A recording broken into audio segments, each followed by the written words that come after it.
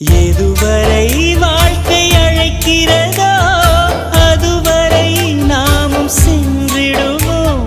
விடை பெறும் நேரம் வரும்போதும் சிரிப்பினில் நன்றி சொல்லிடுவோம்.